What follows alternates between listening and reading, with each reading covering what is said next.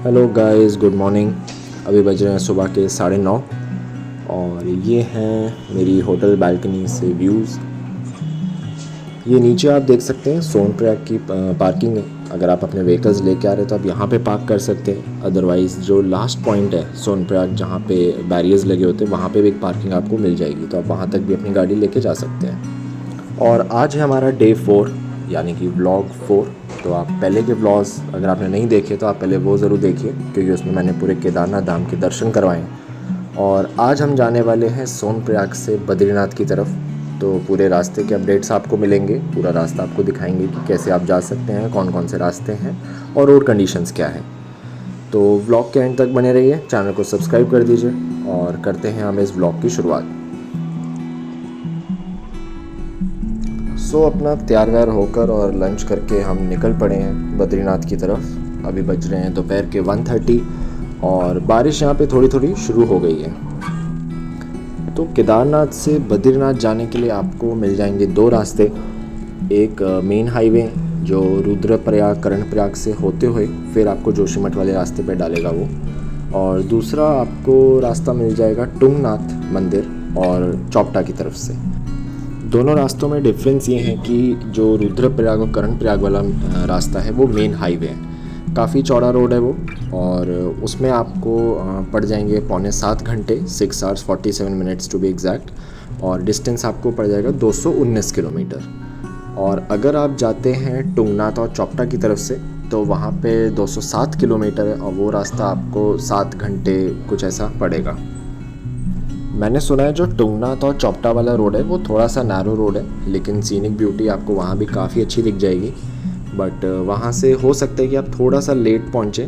तो हम ऑलरेडी अब दोपहर हो गई, हम लेट ही निकले, तो अब हम मेन हाईवे से ही जा रहे हैं जो रुद्रप्रयाग और कर्णप्रयाग से होते हुए जाता है। और यहाँ पे अब बारिश काफ़ी तेज़ हो गई है।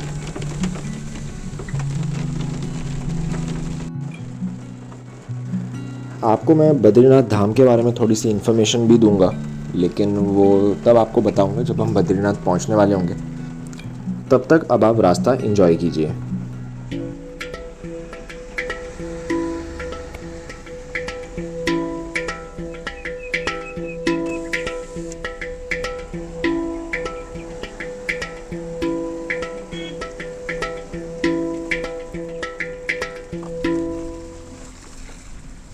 गंगाधराय शिव गंगाधराय, हर हर भोले नमः शिवाय।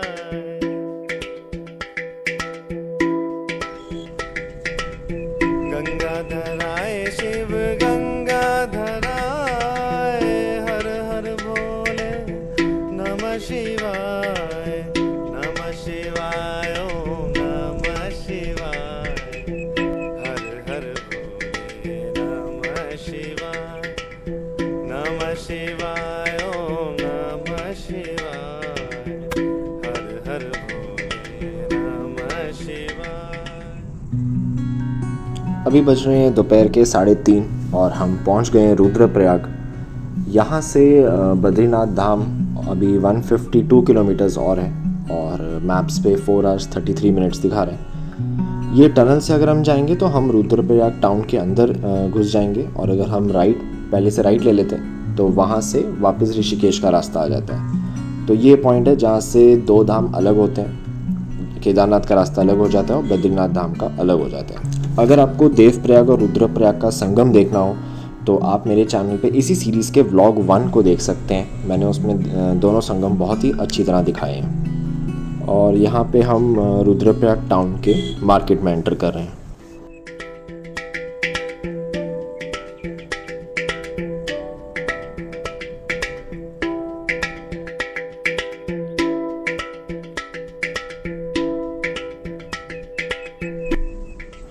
रुद्रप्रयाग से निकलते ही यहाँ पे सैंडस्टॉर्म आ रहा है, और काफ़ी सारी चीज़ें हवा में उड़ रही हैं, काफ़ी ज़ोर ज़ोर से आंधी भी चल रही है।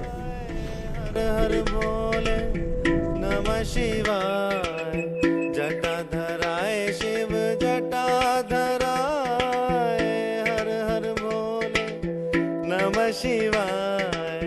नमः शिवाय ओम नमः शिवाय, हर हर भोले नमः नमः शिवाय ओम नमः शिवाय हर हर भोले नमः शिवाय।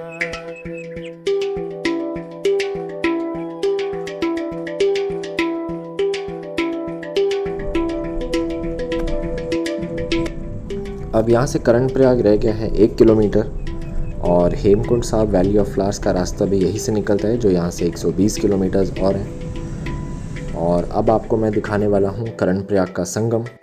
कर्णप्रयाग 5 प्रयाग में से 3rd प्रयाग पे आता है और यहाँ पे अलकनंदा नदी और पिंदार नदी का संगम होता है। ये जो सामने आप राइट साइड में देख रहे हो ये अलकनंदा नदी है और ये मिक्स होती है पिंदार रिवर से जो हमारे नीचे से आ रही है।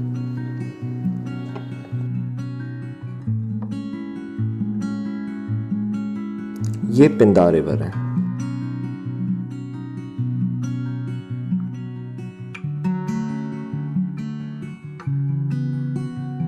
आप यहाँ से देख सकते हैं दोनों रिवर्स का जो कलर चेंज यहाँ पे दिख रहा है। अब यहाँ से बद्रीनाथ बचा है 120 किलोमीटर और थोड़ी थोड़ी बारिश फिर से स्टार्ट हो गई है।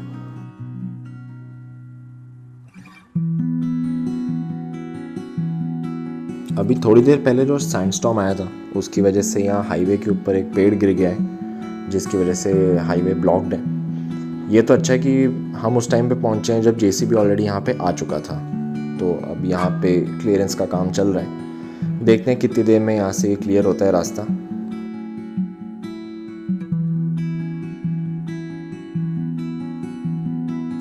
जब पता है यहाँ सब लाइन में खड़े हैं फिर पता नहीं क्यों ये दिल्ली वाली गाड़ी को आगे निकलना है सबसे।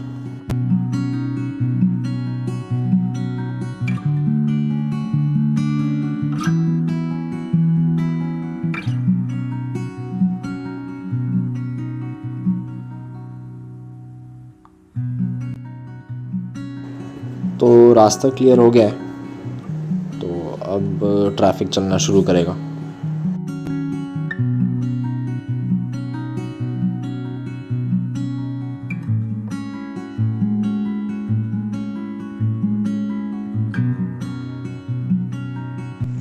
शाम के बज रहे हैं 5:15 और अब हम रुक गए हैं चाय के लिए और यहाँ पे थोड़ी थोड़ी बारिश हो रही है और धूप भी अच्छी खासी निकली है और रेनबो तो दिखनी चाहिए बट वो पीछे की तरफ दिखेगी और वो भी विजिबल नहीं है इस तरफ से, बट लोकेशन बहुत अच्छी है।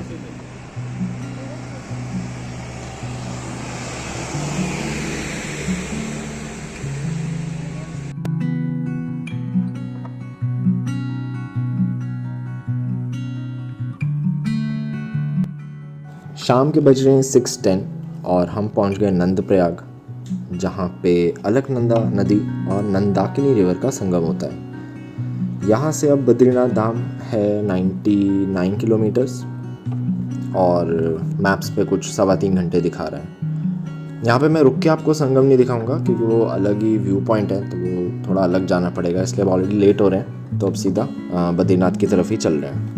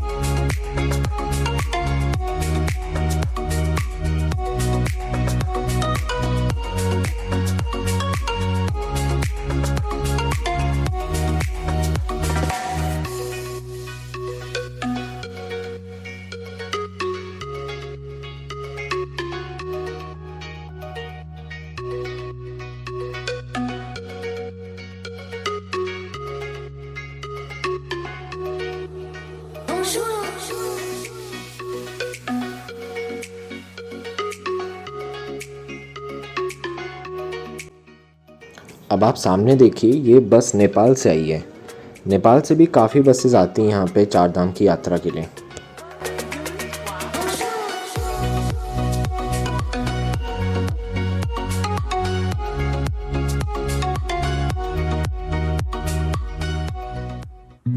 अब हम निकल चुके हैं जोशी मठ से और अभी रात के 9 बज रहे हैं। अगर आप बद्रीनाथ जा रहे हैं तो होटल्स की ऑप्शन आपको काफ़ी ज़्यादा मिल जाएगी।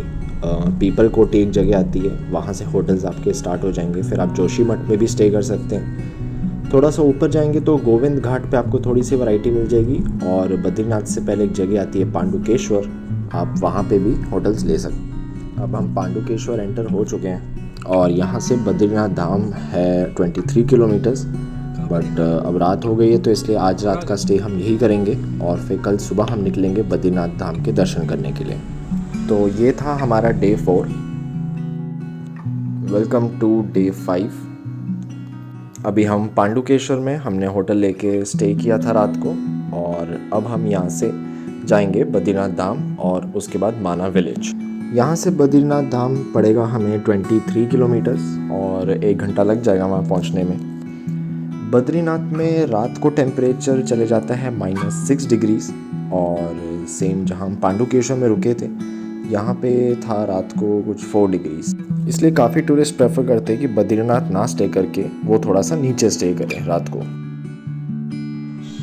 यहाँ से स्नो माउंटेन्स भी दिख रहे हैं और अभी ऊपर जाके देखते हैं कि कितनी स्नो रास्ते में हमें दिखती है। अभी बज रहे हैं सुबह के 9 और हमने अपनी जर्नी शुरू कर दी है बद्रीनाथ की तरफ पांडुकेश्वर से। और जो डे 4 था जिसमें हम सोनप्रयाग से पांडुकेश्वर तक पहुँचे थे वो ज़्यादातर रास्ते की ही वीडियो थी, तो वो मैं टाइम लैप्स में डाल दूंगा और कोशिश करूंगा कि जो डे 5 रहेगा जिसमें बद्रीनाथ धाम के दर्शन होंगे वो इसी व्लॉग 4 में मैं कंबाइन करके एक साथ अपलोड कर दूंगा, सो दैट आपको डे 5 की वीडियो के लिए ज़्यादा वेट ना करनी पड़े। अभी रास्ते को एंजॉय करते करते मैं आपको बद्रीनाथ मंदिर के बारे में थोड़ी सी इन्फॉर्मेशन भी दे देता हूँ। बद्रीनाथ मंदिर, जिसे बद्री नारायण मंदिर भी कहा जाता है, उत्तराखंड के बद्रीनाथ टाउन में है ये मंदिर। ये 4 धामों में से एक है। 4 धाम जैसे आपको पता है यमुनोत्री, गंगोत्री, केदारनाथ और बद्रीनाथ माने जाते हैं और हर साल लाखों श्रद्धालु इन जगहों पर दर्शन करने आते हैं। इसलिए ये जगह पूरे नॉर्थ इंडिया की सबसे अहम धार्मिक यात्राओं में गिनी जाती है। बद्रीनाथ मंदिर सी लेवल से 3100 मीटर की हाइट पे है और ये जगह गढ़वाल हिमालय में अलकनंदा नदी के किनारे बसी हुई है और नर और नारायण नाम के पर्वत श्रृंखलाओं के बीच में आती है।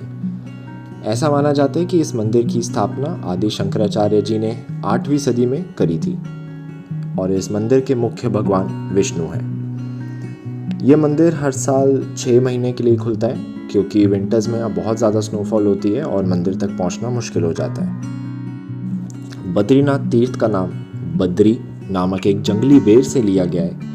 कहा जाता है कि जब भगवान विष्णु यहाँ तपस्या कर रहे थे तो उनकी पत्नी माता लक्ष्मी ने एक बेर के पेड़ का रूप लिया था और उन्हें धूप से बचाया था। ये जगह सिर्फ भगवान विष्णु का धाम नहीं है बल्कि यहाँ पर कई संत, महात्मा और योगी भी ध्यान करते थे। रोड कंडीशंस बहुत ही ज़्यादा अच्छी लगी मुझे इस पूरे रास्ते पे। स्कंद पुराण के अकॉर्डिंग आदि शंकराचार्य जी ने नारद कुंड में भगवान बद्रीनाथ की मूर्ति निकाली और 8वीं सदी में इस मंदिर को फिर से स्थापित किया।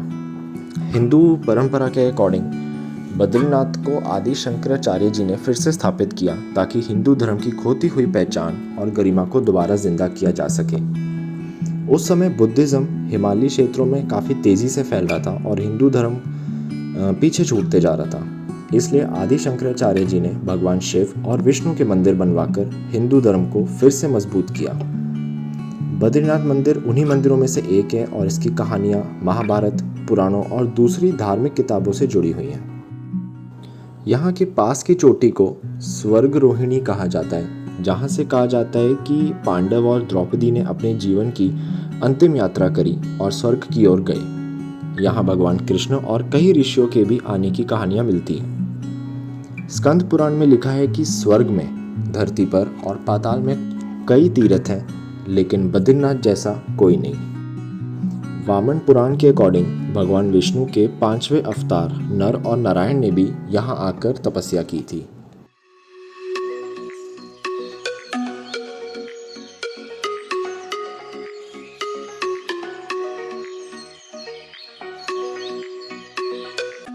अब हम पहुँच गए हनुमान चट्टी। ये बद्रीनाथ से 10 किलोमीटर पहले आता है और पूरे उत्तराखंड में सिर्फ 2 हनुमान चट्टी हैं। एक आपको यमुनोत्री के रास्ते में मिल जाएगा और अभी बद्रीनाथ से पहले भी ये आता है।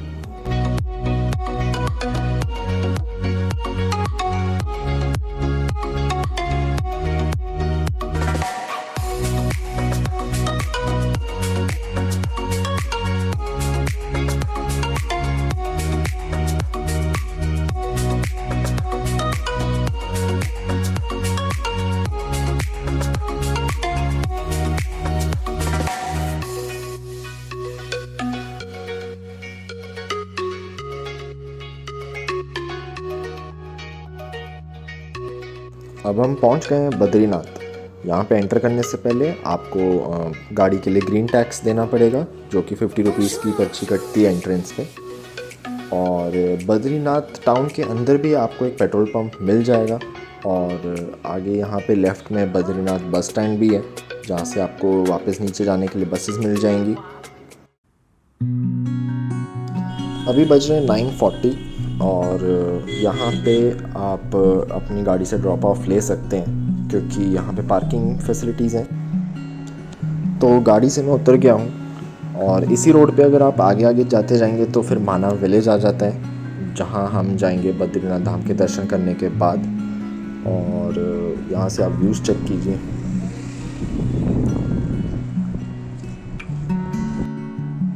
यहाँ से आप लाइन देखिए मंदिर की कितनी बड़ी है, और कह रहे हैं कम से कम यहाँ पे 3-4 घंटे तो लगेंगे दर्शन करने के लिए।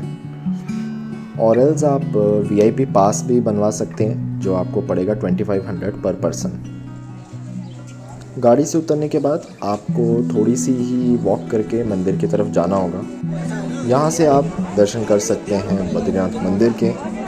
जय बद्री विशाल। अभी आपको आगे जाके भी मैं बाहर से मंदिर दिखाऊंगा। भैया खड़े न रहो रास्ते में, आगे बढ़ते रहो। ये स्वामी है, हट जाओ रास्ते से, ये चलते रहो, आगे बढ़ते रहो। अरे रास्ते में मीटिंग करो। जितने भी लोग रेलिंग पे खड़े हैं, ये दुकानों के बाहर खड़े हैं, ना ये चलते रहो, यहाँ से आगे बढ़ जाए आप लोग। चलते हैं मंदिर की तरफ। इस ब्रिज को क्रॉस करके हमें जाना है। अगर आपको VIP पास चाहिए तो आप ब्रिज क्रॉस करके लेफ़्ट ले लीजिए, बिल्कुल आपको मंदिर के नीचे पास मिलेगा। और अगर आपको जनरल लाइन में जाना है तो ब्रिज क्रॉस करके ये राइट में जो आप लाइन देख रहे हैं इस पर लग जाइए।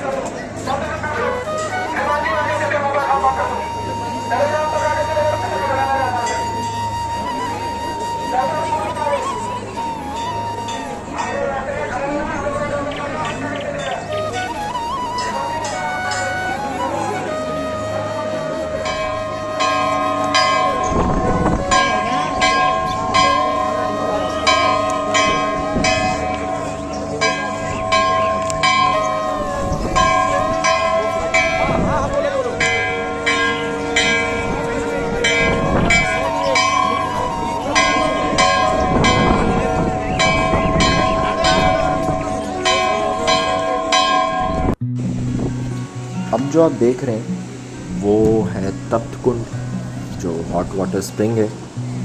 ये बद्रीनाथ मंदिर और अलकनंदा नदी के बीच में है। ये नेचुरल हॉट वाटर स्प्रिंग है जिसका टेम्परेचर 45 डिग्रीज़ रहता है। कहा जाता है कि तप्त कुंड में नहाने से आपके सारे डिजीज़ ठीक हो जाते हैं, क्योंकि तप्त कुंड में हीलिंग क्वालिटीज़ हैं और ये आपकी सोल को भी प्योरीफाई करता है। अब बज रहे हैं 12:30 और अब हम चल पड़े हैं माना विलेज की तरफ, जो यहाँ से सिर्फ 5 किलोमीटर आगे। तो अगर आप बद्रीनाथ धाम तक आ रहे हैं तो माना विलेज भी ज़रूर विज़िट कीजिए, क्योंकि ये इंडिया का लास्ट विलेज है। ये विलेज उत्तराखंड में इंडो तिब्बतन बॉर्डर पर है और इसकी हाइट सी लेवल से 3219 मीटर्स है। यहाँ पे आपको वसुंधरा फॉल्स और भीम पुल जैसे टूरिस्ट अट्रैक्शंस देखने को मिल जाएंगे। और यहाँ पे आप इंडिया के लास्ट इंडियन टी स्टॉल पे, चाय का मज़ा भी ले सकते हैं।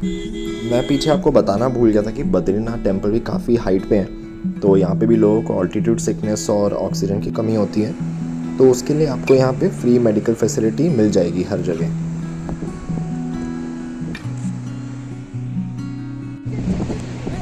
अभी तो बद्रीनाथ से 1 किलोमीटर ही चले थे और यहाँ पे बैरियर्स लगे हुए हैं, इसके आगे गाड़ी नहीं जाने देते, तो यहीं पे आपको अपनी गाड़ी पार्क करके बाकी आगे का माना विलेज आपको पैदल ही देखना पड़ेगा। बाकी व्यूज़ यहाँ पे बहुत ज़्यादा अच्छे हैं और यहाँ पे फ़ोटोज़ बहुत अच्छी आती हैं।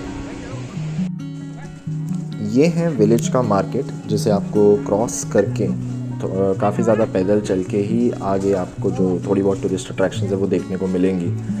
रश यहाँ पे अभी काफ़ी ज़्यादा है, मुझे लगता नहीं मैं पूरा लास्ट तक जाऊँगा।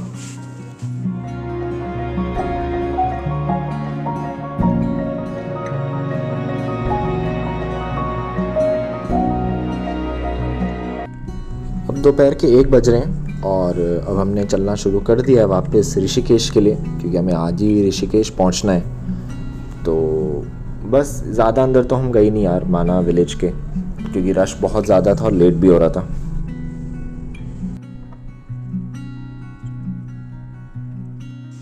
गाइस ये सामने से भी ट्रक आ गया है। यहाँ पे एक्चुअली एक साइड का ट्रैफिक ही चलाते हैं थोड़ी थोड़ी देर के लिए, तो अभी ये पता नहीं ट्रक आया कहाँ से है। काफ़ी नैरो पैच है और ये जो लेफ़्ट में आप सामने ट्रक देख रहे हैं, अभी इसकी जो रूफ़ है वो यहाँ लेफ़्ट में भी पहाड़ पे टच हुई थी और एक छोटा सा वो रॉक का पीस भी नीचे गिरा था। तो अभी देखते हैं कितनी देर में यहाँ से निकलता है ट्रैफिक।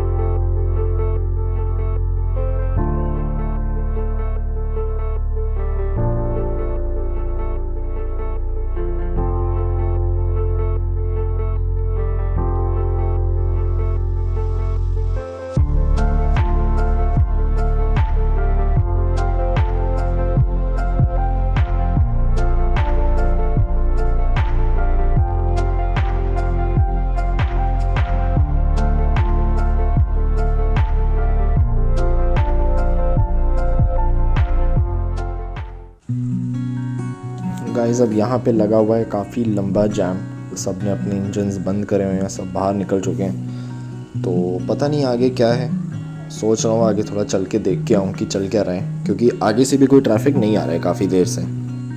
हो सकता है कि आगे लैंडस्लाइड हो रही हो तो उस चक्कर में रोड बंद हो गया हो।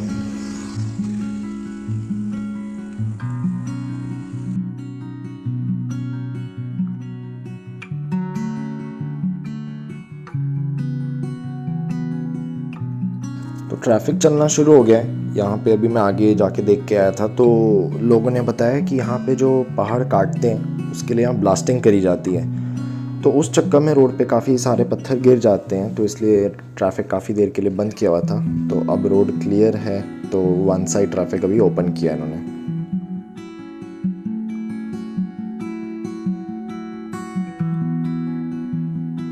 ये ऐसे यहाँ पे फेंसिंग करी जाती है कि जब यहाँ पे पहाड़ों में ड्रिल और ब्लास्ट किए जा रहे हैं तो पत्थर रोड पे ना गिरे।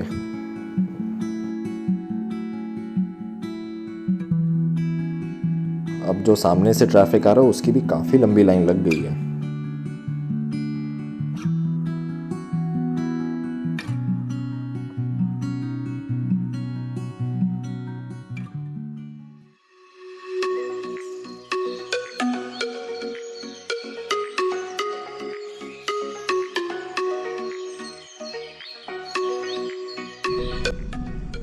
ये जो सामने क्रेटा जा रही है HR 926203, यार ये लोग ना अपनी गाड़ी से कूड़ा बाहर फेंक रहे हैं, कितनी देर से मैं देख रहा हूँ। मत किया करो यार ऐसा।